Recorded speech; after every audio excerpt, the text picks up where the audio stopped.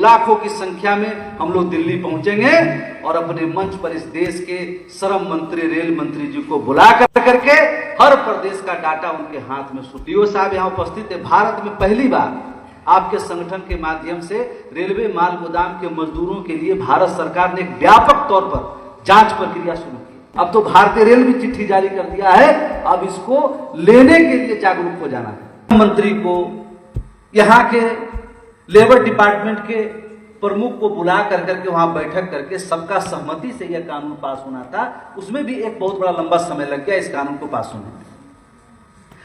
आज जो कानून लागू हुआ और जब हमारा कानून पूरी तरह से लागू हो जाएगा, ये सारे मांग डिमांड रेलवे माल गोदाम के श्रमिकों को मिलने का काम लिखा हुआ कि नहीं लिखा हुआ? हमें मिल गया 2021 में, कानून 2026 में लागू हो पाया। अगर कोई समस्या आता हमारे कार्यालय में पहुंच जाइए, है ना। जिस समय ई श्रम पोर्टल पर रजिस्ट्रेशन की व्यवस्था भारत सरकार ने की, जो तय कर सके कि किस सेक्टर में किस तरह के आदेश जारी कर दिया, कुछ डीआरएम ने आदेश जारी कर दिया, कुछ लकीर के। मैं 5 मई को रेलवे बोर्ड जारी करने का काम किया है। भूखे प्यासे रह करके उस जोश जुनून के साथ आप काम किए हैं ना है। हर माल गोदाम के सारे वर्कर को जिसका भी मेंबरशिप ड्यू है, सब मेंबरशिप रिन्यूअल कराना है। और जैसे जैसे हमारे सभी पदाधिकारी आपके बीच में आ गया है कागज में, कानून में, अब तो भारतीय रेल भी चिट्ठी जारी कर दिया है, अब इसको लेने के लिए जागरूक हो जाना है। हो जाना कि नहीं हो जाना है ना।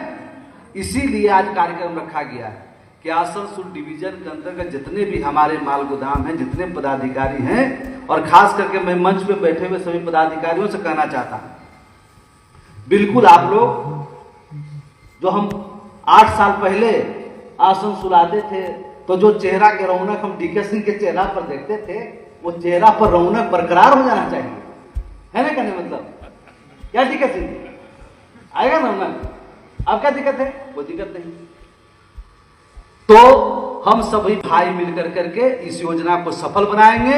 हर माल गोदाम का रिकॉर्ड से आई सारा दस्तावेज कंप्लीट करके हम लोग दिल्ली कूच करेंगे। लाखों की संख्या में हम लोग दिल्ली पहुंचेंगे और अपने मंच पर इस देश के श्रम मंत्री, रेल मंत्री जी को बुला करके हर प्रदेश का डाटा उनके हाथ में सुपुर्द करने का काम करेंगे। करेंगे काम करेंगे कि नहीं करेंगे? करेंगे ना। और जो भी हमारे मिले हुए तपस्या के कारण हमारे पिताजी के, हम सभी के पिताजी राष्ट्रीय महामंत्री जी के अथक प्रयास से जो मुझे मिला है, अगर कोई बिचौलिया, कोई भी व्यक्ति आपके बीच में बाधा उत्पन्न करने का काम करेगा, उसको जड़ मूल से किया तो क्या होगा? तुम्हारा खाता सब पैसा निकाल दिया जाएगा। और क्या होगा कि लोन ले लेगा तुम्हारा नंबर पर। इस स्तर तक मजदूरों को बलगलाने का काम किया कि ताकि ये सभी लोग जो है वंचित रह जाए, हम पर दबाव नहीं आए, हमारे पे क्वेश्चन। जो श्रमिक भाई अभी तक सब्सक्राइब नहीं किए हैं, उनसे रिक्वेस्ट है कि आप सब्सक्राइब करें, बेल आइकन दबाएं, जो कि सही टाइम पे आपको सही न्यूज़ जो है मिलता रहेगा। डीओ साहब यहाँ उपस्थित है। भारत में पहली बार आपके संगठन के माध्यम से रेलवे माल गोदाम के मजदूरों के लिए भारत सरकार ने एक व्यापक तौर पर जांच प्रक्रिया शुरू की। लियो साहब भी पहली बार ही यह जानने का काम किए होंगे माल गोदाम पर कि माल गोदाम में किस तरह से मजदूर काम करते हैं। एक माल गोदाम के मजदूर जब माल गोदाम पे सीमेंट उतारता है, कोयला उतारता है, उसका जीवन काल का 10 साल आयु कम हो जाता है। उसके श्वास नली से उसके लंग्स में सीमेंट जम जाता है, कोयला जम जाता है, उतार के भगाया जाता था, उसको क्वारंटाइन में रखा जाता था, याद है ना।